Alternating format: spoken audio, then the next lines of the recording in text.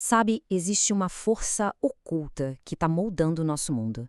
É uma espécie de condição espiritual que explica não só os triunfos incríveis da nossa civilização moderna, mas também aquela sensação de vazio que paira no ar.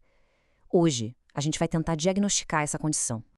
E essa é a pergunta que fica no ar, né? A gente vive numa era de poder tecnológico que seria impensável há alguns séculos, com acesso a qualquer informação na palma da mão. E mesmo assim, parece que falta algo, um sentido maior para as coisas. É um paradoxo que, olha, a gente precisa entender. Pois é, esse paradoxo de sermos tão poderosos tecnologicamente, mas ao mesmo tempo meio perdidos espiritualmente, não é um acidente de percurso, não. Ele é o principal sintoma de uma condição que define a nossa civilização. Pensa bem, a nossa era é construída em cima de um quinto elemento da civilização. Não é mais só terra, água, ar ou aquele fogo quente do passado. Agora é o fogo frio da eletricidade. Uma energia que alimenta um tipo de máquina completamente novo e que, vamos combinar, redefiniu o que é ser humano. E o diagnóstico para essa nossa condição tem um nome. E não é simplesmente declínio ou decadência, como muita gente fala. É algo mais específico, uma doença espiritual ativa e que dá para identificar. O nome dela é acatolia. E aqui está o pulo do gato. A acatolia não é fraqueza, não é cansaço, é uma recusa ativa. Uma recusa das grandes ideias unificadoras, das verdades que tentam explicar tudo, do geral. Foi uma escolha consciente de focar no particular, no específico, no exato. É fundamental entender a diferença disso para ideias como o declínio do Ocidente do Spengler. Ele viu o fim de uma cultura como um esgotamento, uma fadiga. A catarrolha, por ao contrário, não tem nada de fraqueza. Ela é uma fonte de energia imensa. Essa recusa do geral acabou se tornando um motor para revoluções na ciência, na filosofia, em tudo. É uma rejeição ativa e cheia de força. Tá, mas de onde veio isso tudo? Não surgiu do nada. Essa condição tem uma história bem específica, que nasceu do casamento de duas tradições intelectuais muito poderosas que, quando se juntaram, mudaram o mundo para sempre. Essa mentalidade acatólica moderna vem da fusão de duas correntes. De um lado, o iluminismo na Europa, que foi aquela grande revolta contra as verdades herdadas, contra a tradição. E do outro lado, o espírito anglo-saxão, com aquela ênfase no que é prático, no que pode ser provado, no específico. A combinação dessas duas coisas foi explosiva. E aí a história fica ainda mais interessante. Porque quando o Império Britânico acabou, oficialmente, depois da Segunda Guerra, esse espírito anglo-saxão não morreu. Pelo contrário, ele saiu para conquistar o mundo de uma nova forma.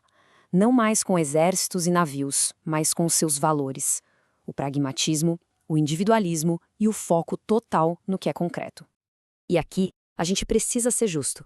Não dá para negar que essa mentalidade produziu sucessos assim inacreditáveis. A recusa do geral não foi só destrutiva, de forma alguma. Ela foi imensamente criativa e poderosa.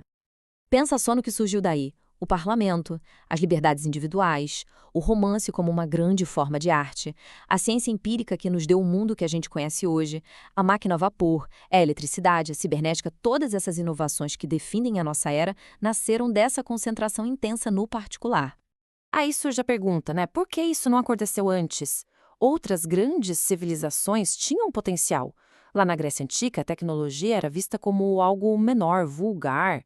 Na Índia, o foco era totalmente espiritual, não em dominar a natureza. E a China imperial, que tinha uma tecnologia vastíssima, escolheu deliberadamente se fechar para o mundo. O que faltava para todas elas? Justamente essa mentalidade acatólica. Certo, agora a gente chega no outro lado da moeda, porque todos esses triunfos incríveis tiveram um custo. O que foi que a gente perdeu no caminho em troca de tanto poder e tanta precisão? A troca fundamental foi essa aqui.